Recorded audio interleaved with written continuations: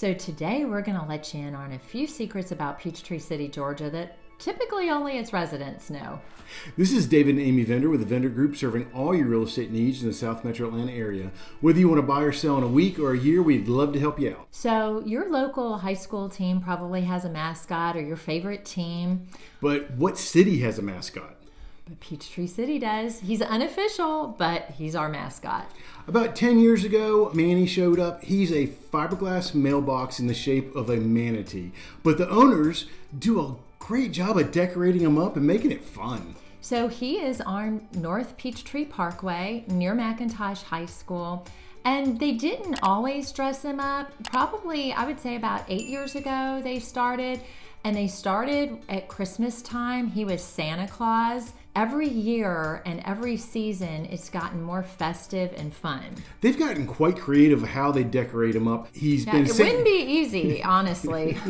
He's so big. At first, the decorations were minimal, and it's like anything else. As you do it more and more, you get better at it. And they were really creative. They have him as Santa Claus coming out of a chimney, and so they built a chimney around him. They've built a golf cart around him where he's driving a golf cart. He has been a football player. Of course, McIntosh football player, because they're just a couple hundred yards from McIntosh High School. So he supports at football season, soccer, graduation time. Manny's going to be wearing a McIntosh gown. And where he's located, a lot of Peachtree City residents will drive by there several times a day, probably at the minimum once a week. And I do look forward to seeing when he changes what he's going to be the next week.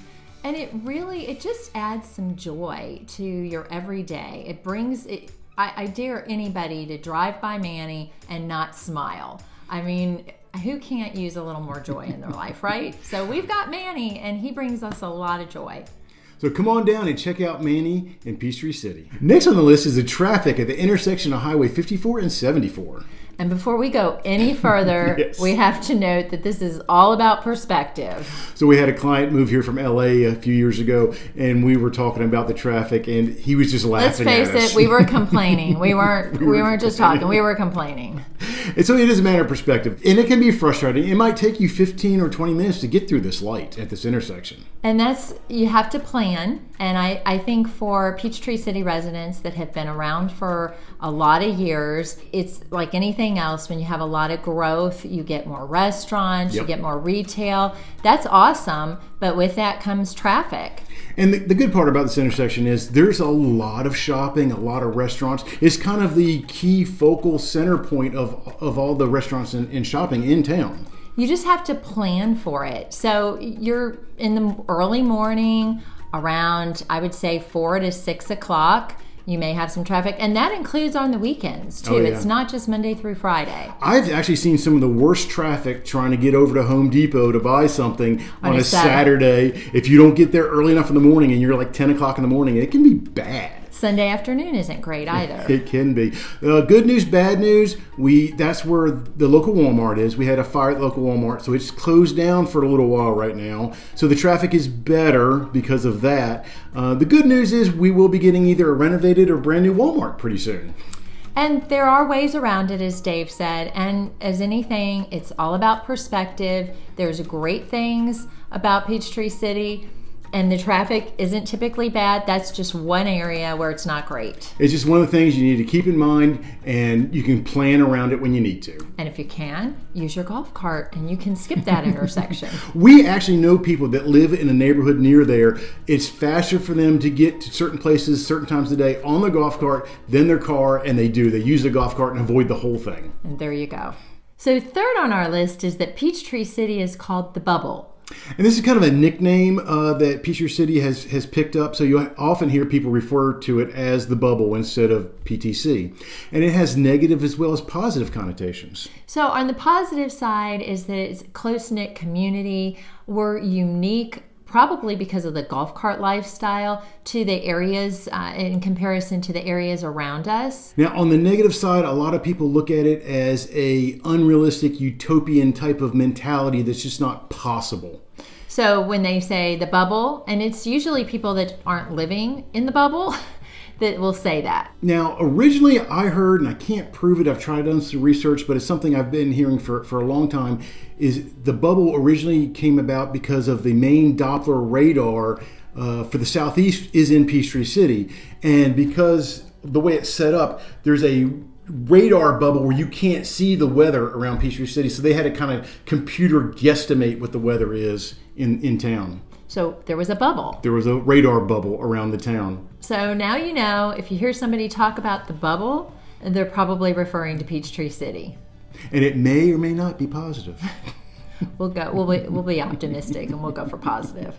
So next on our list is the 4th of July in Peachtree City. And it's a big deal. So most towns have fireworks. A lot of them even have parades. They do. It's almost hard to explain until you spend a 4th of July in Peachtree City. It's an all-day event. It starts with the parade in the morning. It ends with the fireworks in the evening. And in between, there's so much going on. So when we say it starts with the parade early, Really people early. about 2 a.m. will be marking out their spots because you can't do it before midnight. So about 1, 2 a.m., they'll be marking their spots along Peachtree Parkway. So they'll take blankets, they'll take tarps, and they'll stake them down, and that's my spot, buddy. That's where I'm going to watch the fireworks from. No, that's where they're going to watch the parade. That's right, you're right. Well, they will mark out the fireworks over by the dam. They'll do that as well, too. That's later, though. That's later. That's typically a little bit later. But so many people participate, and you don't have to have your golf cart. It just makes it easier to get there. We have parked at clients' homes and friends' homes and walked because sometimes there is such a thing as golf cart traffic on the paths. And especially as soon as that parade lets out, oh my gosh, the golf cart. Because it feels like every golf cart in town is out and at that parade. But it's so fun to see all the kids, the adults, the dogs that are all dressed up in their red, white, and blue patriotic gear. Just having so many people along the path. It's, again, a happy occasion. And you see year after year the different businesses that do a float, and they do such a good job, and they try to outdo what they did the year before. And one of my favorites is the country clubs can really have a fun float at times. Churches participate. They do. A lot of different businesses and individual families can participate. They have a golf cart decorating contest. So a lot of families will decorate their golf carts and participate. So in between the parade and the fireworks, there's several other things going on at the local country clubs and the avenue, where we've got a lot of shopping up there. They have movies. They'll have food trucks. Very special. It's a very special day. Now, I've got a couple of theories, and I can't prove them, but my theory is why it's such a big deal. Number one is the golf carts. It's because you can participate, you feel closer to people, you're not so closed off, and it kind of makes it more of a community type event. My second theory is there is a lot of airline employees in Peachtree City, and there's a large portion of those employees that are ex-military, and I think that really helps with making the 4th of July a big deal. And they end the day with a spectacular fireworks display over Lake Peachtree. And a lot of people come out. So it really is an all-day affair. It's almost exhausting. It is. But thankfully, you can typically recover on the 5th.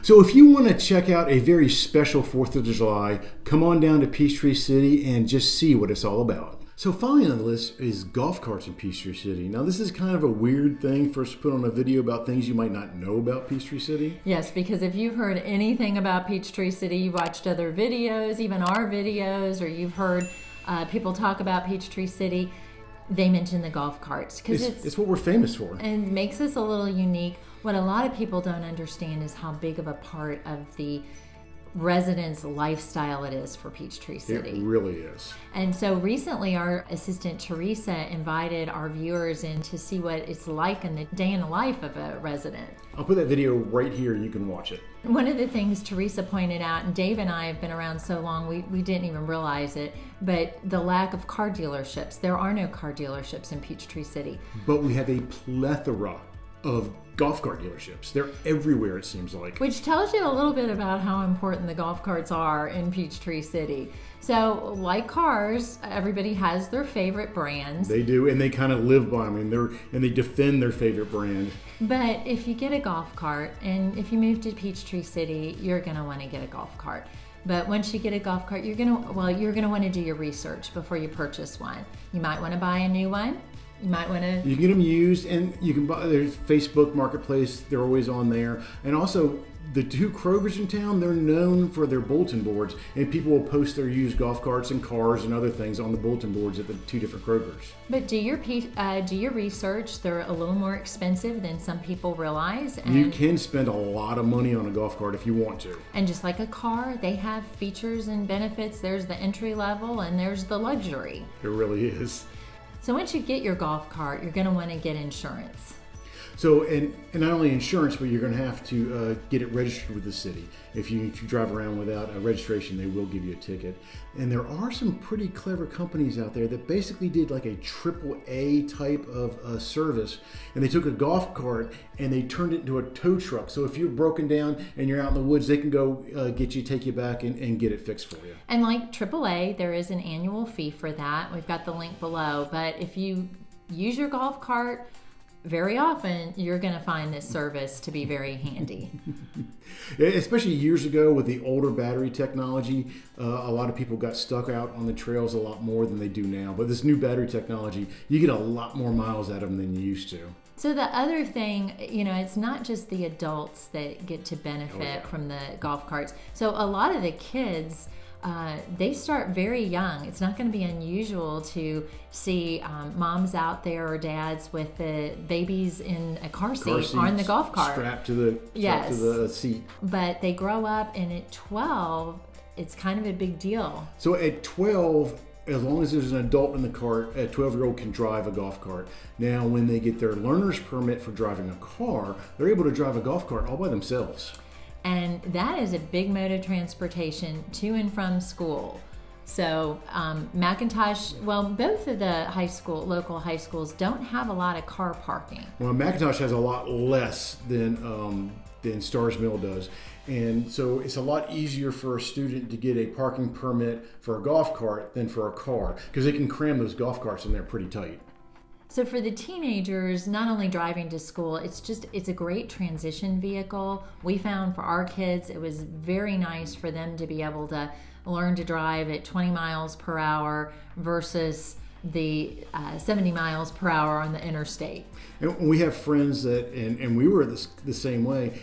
If you have 2 or 3 or 4 kids driving at the same time, it's a lot more affordable to have a couple golf carts than it is to have multiple cars. And the kids love it because they're able to get all around the city because, again, we're a village concept. So there is nowhere in this city that you cannot get on a golf cart on those 100 miles plus of paths. It gives them some great freedom. It really does. So we hope you've enjoyed learning a few things about Peachtree City that you may not have known. If there's anything else you would like to know about Peachtree City, we'd love to do that in a future video, or we can answer in an email or a phone call. Or we also do personal tours for our clients. Yeah, so just reach out, give us a call, comment below, and if you haven't already, please like and subscribe.